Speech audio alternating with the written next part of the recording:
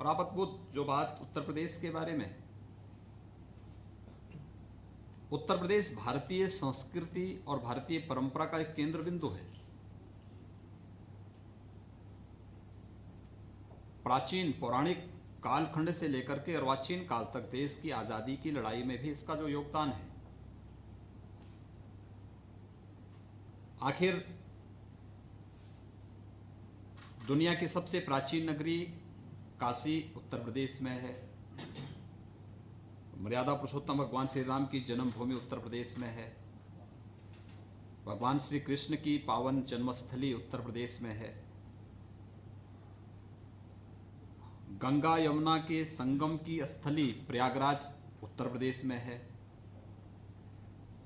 देश के अंदर अगर हम पुराणों की धरती के रूप में इसकी वो करें तो वह नैमिष तीर्थ भी श्रीमद् भागवत महापुराण का सबसे पहला वाचन जिस धरती पर हुआ था वह उत्तर प्रदेश में है। सुख तीर्थ उत्तर प्रदेश में है। यानी अपनी वैदिक और पौराणिक परंपरा को समेटे हुए चित्रकूट को आप ले लीजिए, आपका अन्य जितने भी श्रृंगेरपुर को ले लीजिए, कौन सा ऐसी जगह है जो यहां पर नहीं है। हम वैदिक काल से, रामायण काल से, महाभारत काल का हस्तिनापुर भी उत्तर प्रदेश में ही है। और जिस क्षेत्र में हम लोग इस फिल्म सिटी के लिए प्रस्तावित किया है, जहां पे भी यमुना अथॉरिटी की ओर से जो प्रेजेंटेशन प्रस्तुत भी किया गया है, देखिए ये भारत की उस जिस नाम से भारत का नाम भारत पड़ा, भरत, शकुंतला पुत्र भरत के नाम पर, ये उसी हस्तिनापुर के आसपास का क्षेत्र है जहां पर ये फिल्म स्टूडियो हम लोग फिल्म सिटी हम लोग प्रस्तावित कर रहे हैं। भारत की पहचान का प्रतीक बनेगा। गंगा और यमुना के बीच का भूभाग है। यमुना एक्सप्रेसवे, यमुना जी के पैरेलल जो हमारा एक्सप्रेसवे आ रहा है दिल्ली को आगरा से जोड़ने के लिए, उसके बीच में पूरा क्षेत्र पड़ता है। और इस पूरे क्षेत्र ने आपने देखा होगा कितना बड़ा योगदान दिया है देश की, यानी मध्य के उस कालखंड में जब इस देश पे हमले हो रहे थे तब भी यह क्षेत्र जूझता रहा, लड़ता रहा, कार्य करता रहा। और देश की आजादी में भी इस क्षेत्र की भूमिका, उसको कोई नकार नहीं सकता है। प्रथम स्वातंत्र समर से लेकर के उसके बाद के कालखंड में अगर आप देखेंगे बहुत बड़ा योगदान रहा है इस भूभाग का, इस धरती का। तो स्वाभाविक रूप से वैदिक काल से लेकर के और आज के कालखंड तक भारतीय परंपरा, भारतीय संस्कृति और भारतीय सभ्यता की सबसे महत्वपूर्ण धरती उत्तर प्रदेश रही है। और भारतीय सिनेमा का बहुत बड़ा योगदान इस दिशा में है, देश को जोड़ने, केवल भारत के अंदर ही नहीं, भारतीय सिनेमा ने तो भारत के बाहर तक भारत की संस्कृति और सभ्यता को पहुंचाने का कार्य किया। हर एक के उत्थान और पतन का अपने एक समय होता है और ये तो धर्मचक्र है। ये उत्थान और पतन उसके साथ जुड़ा होता है, हम उससे अलग अपने आप को हटके नहीं देख सकते।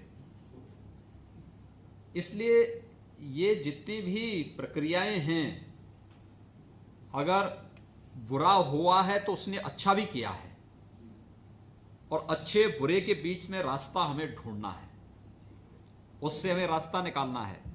हमें अच्छेपन के लिए भारतीय दृष्टिकोण हो, भारत की सभ्यता और संस्कृति को हम पूरे देश के अंदर गौरव के साथ पहुंचा सकें, पूरी मर्यादा के साथ पहुंचा सकें, इस भाव को लेकर के इस कार्यक्रम को आगे बढ़ाने की आवश्यकता है। और मैं आपको इस बात के लिए विश्वास के साथ कह सकता हूं कि कनेक्टिविटी के मामले में अगर आप देखेंगे तो बेहतर कनेक्टिविटी, हमारा जेवर एयरपोर्ट एशिया का सबसे बड़ा एयरपोर्ट बनने जा रहा है। अभी अगले महीने से हम लोग उस पर कार्य प्रारंभ करने जा रहे हैं और 2023 से हमारा प्रयास है कि हम उसको फंक्शनल करेंगे। सबसे बड़ा एशिया का एयरपोर्ट बनेगा। ग्रीनफील्ड एयरपोर्ट, इंटरनेशनल एयरपोर्ट के रूप में हम उसे डेवलप कर रहे हैं। हमारी सारी कार्रवाई पूरी हो चुकी, 5000 एकड़ में वो बन रहा है, बहुत बड़ा एयरपोर्ट बन रहा है। दूसरा, उसकी कनेक्टिविटी जो हम दे रहे हैं, इस कनेक्टिविटी के साथ साथ हमने इंफ्रास्ट्रक्चर के लिए और भी कुछ किया है। हम ये जो पूरा क्षेत्र है, यहाँ पे मेट्रो की भी 4 लेन की कनेक्टिविटी तो अभी भी है, मेट्रो की और भी जो आधुनिक सुविधाएं होंगी, इन सब के साथ हम उसको जोड़ने जा रहे हैं। हमने अपनी अथॉरिटी की पूरी बैठक, नोएडा, ग्रेटर नोएडा, यमुना अथॉरिटी, इन सब की बैठकें भी हमने की हैं। ये केवल फिल्म सिटी तक ही सीमित नहीं रहेगा, हम वहाँ पे एक वर्ल्ड क्लास इलेक्ट्रॉनिक सिटी भी देने जा रहे हैं और वर्ल्ड क्लास की एक फाइनेंशियल सिटी भी हम वहाँ पे प्रपोज करने जा रहे हैं, जो हर प्रकार की आर्थिक और वित्तीय गतिविधियों का संचालन वहाँ से कर सके। इस दिशा से भी ये सारी एक्टिविटीज़ हमारी वहाँ पे प्रारंभ होने जा रही हैं और इसको लेकर के बहुत तीव्र गति से हम लोग अपने कार्यक्रम को आगे बढ़ा रहे हैं। अब आश्चर्य करेंगे, 2017 के पहले उत्तर प्रदेश में हमारे केवल 2 एयरपोर्ट फंक्शनल थे और एक में कभी कभार कोई फ्लाइट आ पाती थी। आज हमारे यहाँ 7 एयरपोर्ट फंक्शनल हैं, 25 पे कार्य चल रहा है। हर एक कोने को हम टच कर रहे हैं। आजमगढ़ को भी हम वायु सेवा के साथ जोड़ रहे हैं। चित्रकूट में हमारा एयरपोर्ट बन रहा है, अयोध्या में हमारा एक बड़ा एयरपोर्ट बन रहा है। इसके साथ ही कुशीनगर में इंटरनेशनल एयरपोर्ट हमारा अगले 1.5-2 महीने में हम उसको फंक्शनल कर देंगे। बुद्ध हम दे रहे हैं दुनिया को, महावीर हम दे रहे हैं दुनिया को, कबीर हम दे रहे हैं दुनिया को। कौन सी ऐसा कालखंड रहा है जब हमने नहीं दिया हो? और गंगा जैसी पवित्र नदी और यमुना जैसी पवित्र नदी भी दुनिया को उत्तर प्रदेश दे रहा है, उत्तर प्रदेश की देन है। कुंभ के आयोजन को आप देखेंगे, यूनेस्को ने अमूर्त मानवता की मूर्त सांस्कृतिक धरोहर के रूप में उसको मान्यता दी। देखिए ना, लोगों की भावनाएं किस प्रकार से परवान चढ़ती हैं। सरकारें उसको एक औपचारिकता बना देती थी। 2013 में महाकुंभ का आयोजन था, पूर्ण कुंभ था। घटनाएं, दुर्घटनाएं, दुर्व्यवस्था, गंदगी, ये सब के पर्याय कुंभ जैसे आयोजन बन गए थे। कुंभ के बारे में हम लोग क्या मानते थे? कुंभ ये मानते थे कि कुंभ में सभी देवी देवता संगम तट पर आकर के स्नान करते हैं। सरकार की कोई व्यवस्था हो ना हो, लेकिन गांव का एक सामान्य गरीब से गरीब व्यक्ति से लेकर के हर जिसके पास साधन थे, अपने साधन से, शेष व्यक्ति अपने स्वयं के साधन से, कोई पैदल आ रहा है, कोई ट्रैक्टर से आ रहा है, कोई ट्रेन की छत पे चढ़ करके आ रहा है, कोई ट्रक में बैठ करके आ रहा है, लेकिन संगम में जाकर के स्नान करता था। सुविधा नहीं होती थी। कुंभ के बारे में जब चर्चा की बात आई तो मैं प्रधानमंत्री जी के पास गया। आदरणीय प्रधानमंत्री जी ने कहा कि देखिए, कुंभ को दुनिया के एक यूनिक इवेंट के रूप में प्रस्तुत किया जाना चाहिए। अब तक छवि क्या है? कुंभ का मतलब अव्यवस्था, कुंभ का मतलब गंदगी, कुंभ का मतलब दुर्व्यवस्था, कुंभ का मतलब असुरक्षा। इस छवि को कैसे हम हटाएंगे, इसके बारे में कुछ अध्ययन करके इस पर कार्य योजना तैयार होनी चाहिए। हम लोगों ने कार्य प्रारंभ किया। यद्यपि 2019 में कुंभ जो था वह पूर्ण कुंभ नहीं था, अर्ध कुंभ था, लेकिन हमने नाम बदला। हमने कहा नाम कुंभ होगा। अधूरा हमारे यहां कुछ नहीं होता है। हम आधे में नहीं, पूर्ण में विश्वास करते हैं और इसलिए कुंभ नाम होगा। कुछ लोगों ने आपत्ति की तो मैंने उनको आमंत्रित किया। मैंने कहा मुझसे बातचीत करो, मैं इसका जवाब दूंगा। और फिर मैंने कहा कि देखिए, हमारे यहां पूर्णता से ही शुरू होती है और पूर्णता में ही समाप्त होता है। ओम पूर्णमदः पूर्णमिदं पूर्णात् पूर्णमुदच्यते, तो पूर्णस्य पूर्णमादाय पूर्णमेवावशिष्यते। मैंने कहा ये है भारत की वास्तविक परंपरा, इसलिए कुंभ कुंभ होगा। आप इसको महाकुंभ कर सकते हैं बाद में, लेकिन अभी कुंभ होगा और कुंभ को हम इसी रूप में प्रस्तुत करेंगे। फिर हम लोगों ने कुंभ का पहली बार, देखिए हजारों वर्षों के इतिहास में पहली बार कुंभ का एक लोगो होना चाहिए। लोगो क्या होगा? हम लोगों ने लोगो को उसी रूप में प्रस्तुत किया। कुंभ के पीछे का उद्देश्य क्या? हमने प्रसून जोशी जी को भी बुलाया था, हमने उनको थॉट दिया, हमने कभी कुंभ का मतलब प्रयागराज में हो रहा है तो गंगा और यमुना का संगम हो, अमृत कलश वहां पे उतरता हुआ दिखाई दे रहा हो, हम उसको किस रूप में प्रस्तुत करते हैं, इस रूप में इसको हमें आगे बढ़ाना चाहिए। और फिर हम उसको प्रचार के एक माध्यम के रूप में लें। हमें स्वच्छ कुंभ देना है, हमें सुरक्षित कुंभ देना है, लेकिन हमें टेक्नोलॉजी को अपनाने में परहेज नहीं करना है। हम अपने पीछे पिछड़ेपन का ठप्पा नहीं लगाना चाहते। हम भारतीय हैं, इस पर हमें गौरव की अनुभूति होनी चाहिए, लेकिन हम टेक्नोलॉजी को अपना करके उसको बेहतर करेंगे। आप आश्चर्य करेंगे, लोग मुझसे कहते थे कुंभ में इतनी बड़ी तैयारी आप कर रहे हैं, इलेक्शन के ठीक पहले ही आयोजन हो रहा है, और कोई घटना हो गई तो क्या होगा? मैंने कहा आप ये सोचते क्यों घटना होगी? भाई हम फुल प्रूफ व्यवस्था दे रहे हैं। उन्होंने कहा भीड़ होगी कैसे रोकेंगे? मैंने कहा आर्टिफिशियल इंटेलिजेंस का उपयोग करेंगे। उन्होंने कहा कोई आतंकी वारदात हो गई, मैंने कहा देश और दुनिया के सभी ऐसे जितने भी संदिग्ध चेहरे होंगे सब मेरे सॉफ्टवेयर में कैद होंगे, और वे इस क्षेत्र में कहीं घूमेंगे भी तो पहले ही अलर्ट आने लग जाएगा, इससे पहले वो कुछ करें हम उसका काम तमाम कर देंगे, आप चिंता मत करिए, हमारे पास सब कुछ है, हम उसको करेंगे। अब देखिए इतना सक्सेसफुल रहा पूरा आयोजन। महाकुंभ के अवसर पर 2013 में 12 करोड़ श्रद्धालु आए थे, और जो अर्ध कुंभ जिसको कहते थे, जिसको हमने कुंभ कहा, उसमें 24 करोड़ से ज्यादा श्रद्धालु आए थे। कहीं गंदगी नहीं, कहीं अव्यवस्था नहीं, कहीं असुरक्षा नहीं, कहीं कोई दुर्व्यवस्था नहीं। और हमने ये भी व्यवस्था की, पहले होता क्या था, श्रद्धालु आते थे दूर दूर से पैदल, उन्हें 20 किलोमीटर 25 किलोमीटर पहले उनको रोक दिया जाता था। हमने कभी याद करना 5 किलोमीटर से अधिक की दूरी न हो, और 5 किलोमीटर से हम पार्किंग, हर 5 किलोमीटर पार्किंग दे दीजिए, पार्किंग की पूरी व्यवस्था करिए। दूसरा ये भी व्यवस्था उसमें करिएगा कि 5 किलोमीटर से आने के लिए लोगों को हम लोग बैटरी चालित वाहन उन्हें उपलब्ध कराएं, वे लोग आ सकें, और संगम तट के अधिकाधिक नजदीक उनको लेके आइए, जिससे अधिक से अधिक लोगों को सुविधा हो सके। आप आश्चर्य करेंगे कि हमारे यहां माघी पूर्णिमा के दिन कुंभ में 5.5 करोड़ श्रद्धालुओं ने एक दिन में स्नान किया, और एक तिनका भी नहीं हिला। बहुत शांतिपूर्ण तरीके से सारा कार्यक्रम संपन्न हुआ। अपने चीजों को किस रूप में हमारा प्रस्तुतिकरण क्या होता है, ये निर्भर करता है, और मुझे लगता है कि भारतीय सिनेमा को भी हमें आज उस दिशा में ले जाने की आवश्यकता है। और उस पर बहुत साफ, जैसे बहुत सारे लोगों की पीड़ा इस बात को बताती है कि आप लोग चाहते हैं, जैसे कभी कैलाश जी ने भी कहा कि पहली फिल्म बनी थी सत्यवादी हरिश्चंद्र पे बनी थी, यानी हमारा उस समय फोकस क्या था कि हमें यानी गांधी जी का पूरा जीवन बदला कैसे, उनके नाटक को देख करके, उस समय की उन फिल्मों को देख करके, उन चित्रों को देख करके कैसे व्यक्ति में व्यापक परिवर्तन लाया जा सकता है, उसका आधार बना था ये।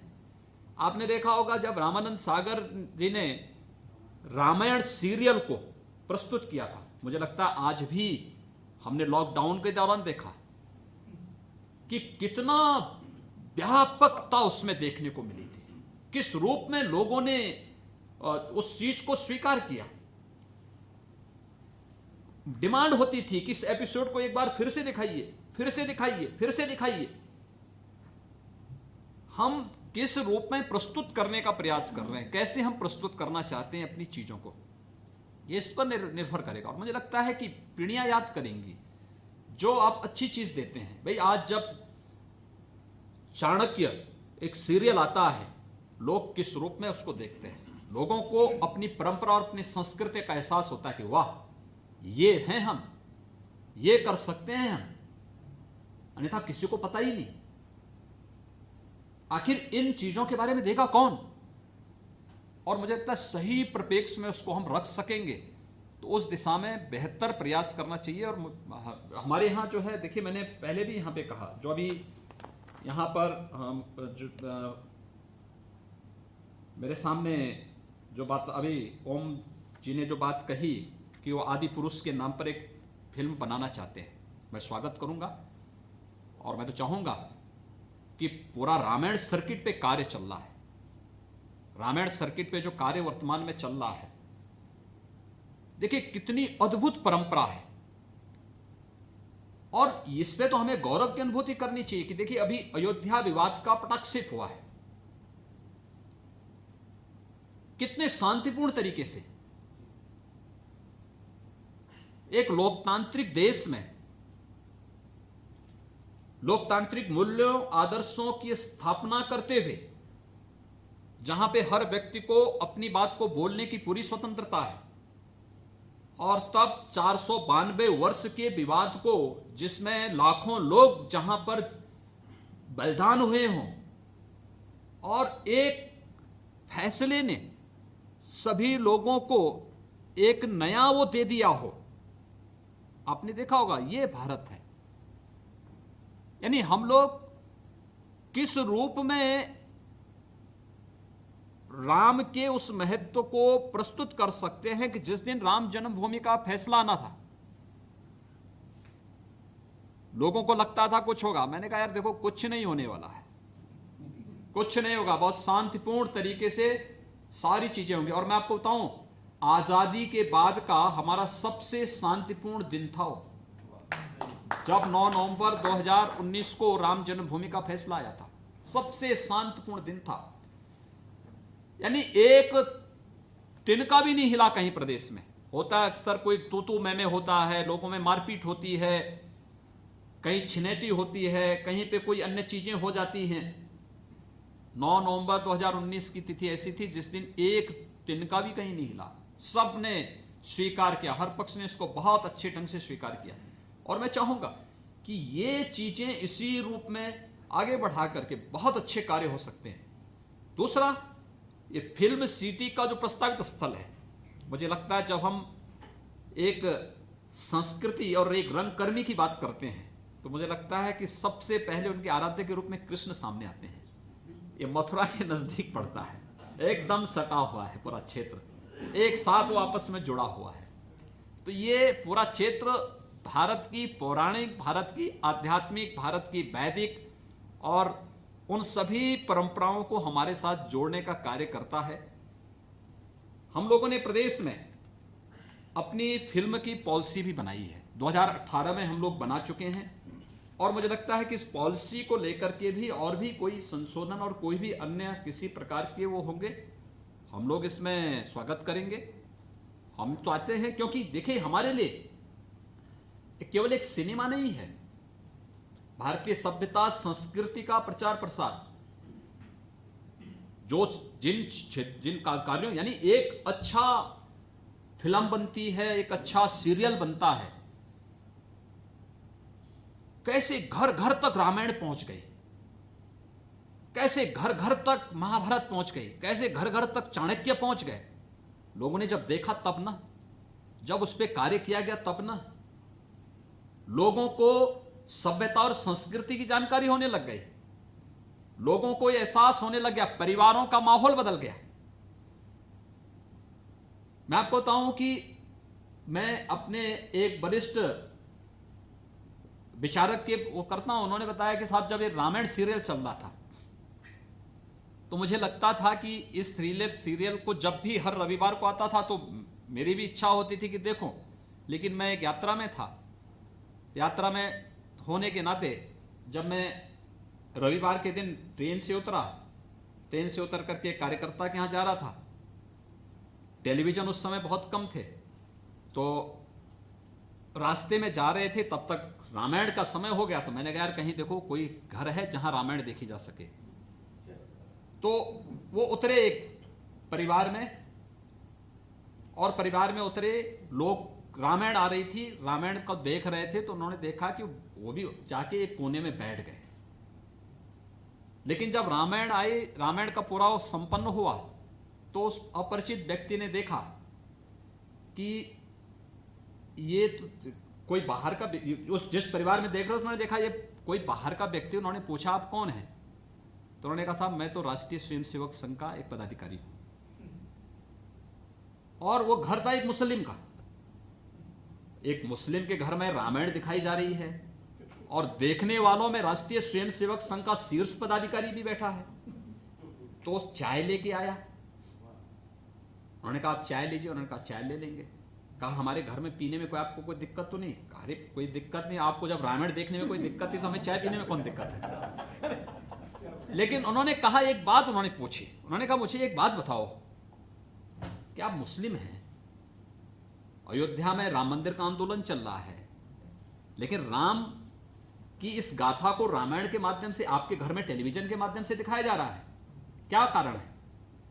उन्होंने कहा साहब क्या बात कर रहे हैं आप, रामायण, जब से हमारे घर में रामायण का इस सीरियल हम दिखा रहे हैं तब से हमारे घर का पूरा परिदृश्य बदल गया है। जो विवाद थे, भाई भाई का विवाद था, परिवार में पति पत्नी का विवाद होता था, जो आपसी एक द्वंद्व हमेशा रहता था, वो तब से पूरा समाप्त हो गया है।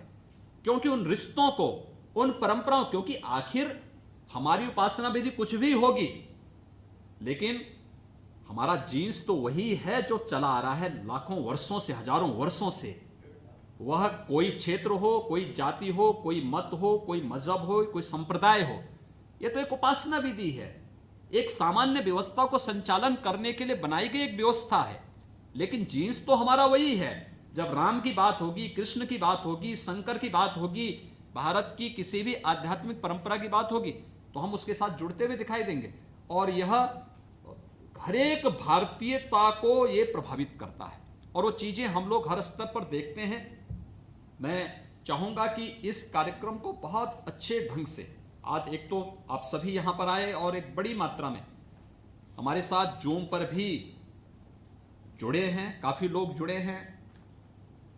यहां पर जो हमारे साथ में जुड़े हैं, शैलेश सिंह जी, श्री विजेंद्र प्रसाद जी, श्री अशोक पंडित जी, श्री कैलाश खैर जी, श्री मनोज जोशी जी, श्री नितिन देसाई जी, श्री विनोद बच्चन जी, श्री अनूप जलोटा जी, श्री उदित नारायण जी, श्री पद्म कुमार जी, श्री संदीप सिंह जी।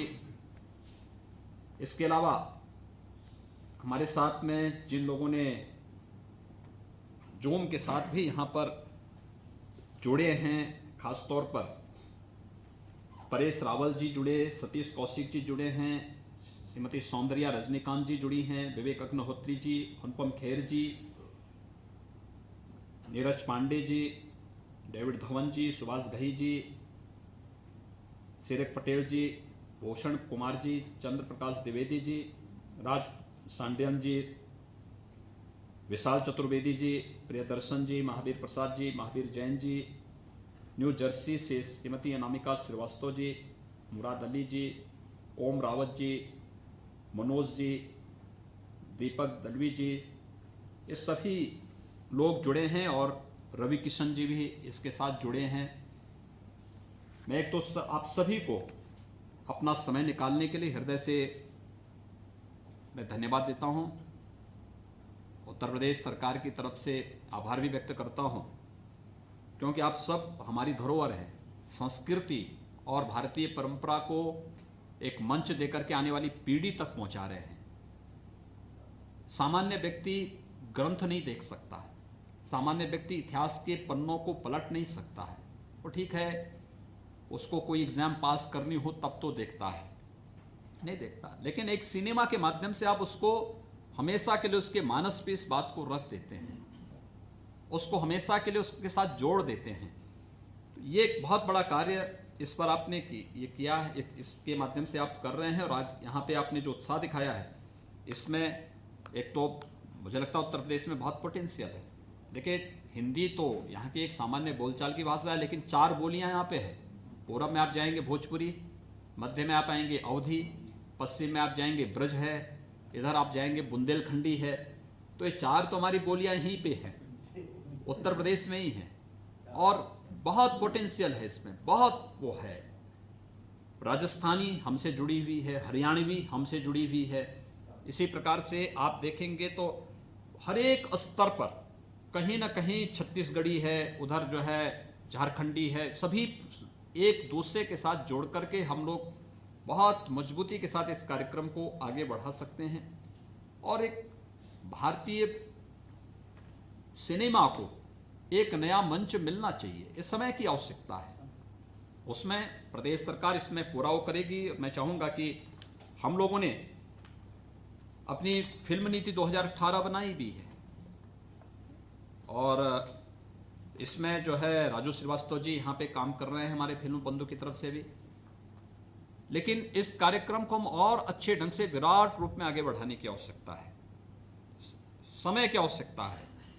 भारतीयता हमारे मन में होना चाहिए, हमें उससे इतर छोड़ कहीं भी अपने को उससे इतर नहीं रखना होगा और उसको लेते हुए अगर हम कार्य करेंगे, उत्तर प्रदेश सरकार इसमें भरपूर सहयोग करेगी, कहीं कोई दिक्कत नहीं आने वाली है। और जो मैंने पहले भी आपको बताया है, ये तो अपार संभावना वाला प्रदेश है, प्रकृति और परमात्मा की सीम कृपा इस पर है।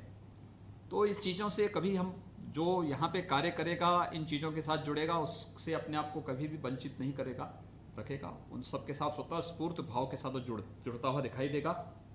मैं आप सभी को हृदय से धन्यवाद देता हूं और ख़ासतौर पर न्यू जर्सी से अनामिका जी जुड़ी, भारत और भारतीयता के प्रति उन्होंने जो कहा है, वो 20 साल पहले भारत को छोड़ी हैं, लेकिन 20 साल के बाद अगर उनको उत्तर प्रदेश के अंदर आने का अवसर मिले, हमने अभी 2019 में प्रवासी भारतीय दिवस का आयोजन प्रयागराज में किया था और प्रयागराज में प्रवासी भारतीय दिवस के कार्यक्रम के साथ हम लोगों ने प्रवासी उत्तर प्रदेश का भी कार्यक्रम उसमें रखा था। प्रवासी भारतीय दिवस में 7,500 प्रवासी कामगार और प्रवासी भारतीय उसके साथ जुड़े थे। हमने प्रयागराज कुंभ में भी ले गए थे, फिर रिपब्लिक डे परेड में भी उनको हमने शामिल करवाया था। बहुत अद्भुत आयोजन था। हर वर्ष ये कार्यक्रम चल रहे हैं और प्रवासी भारतीयों के प्रति प्रधानमंत्री जी के मन में जो भाव हैं वह उसे एक नई ऊंचाइयां देता है। मुझे प्रसन्नता होगी कि हम लोग इस कार्यक्रम को और आगे बढ़ा सकेंगे। हम लोगों ने जो फिल्म नीति उत्तर प्रदेश की बनाई है, मैं चाहूँगा कि सभी को एक एक उसकी उपलब्ध हो जाए तो अच्छा रहेगा। उसको एक बार देख लेंगे और इसमें अगर कोई संशोधन, किसी प्रकार का कोई प्रस्ताव जो इस फील्ड में प्रोत्साहन का होगा, तो प्रदेश सरकार इसमें पूरा हर प्रकार से उसमें सहयोग करने को तैयार रहेगी। और मैं चाहूँगा कि आप में से सभी लोग मिल कर के इसे मूर्त रूप देने में अपना योगदान दें, अपना सुझाव दें, अपने अनुभव का लाभ यहाँ पर देंगे, तो हम लोग देश के लिए, देश की भावनाओं के अनुरूप एक नया मंच देने में हम लोग सफल हो सकेंगे। मैं एक बार फिर से आप सबका हृदय से अभिनंदन करता हूँ। आप जो प्रत्यक्ष रूप से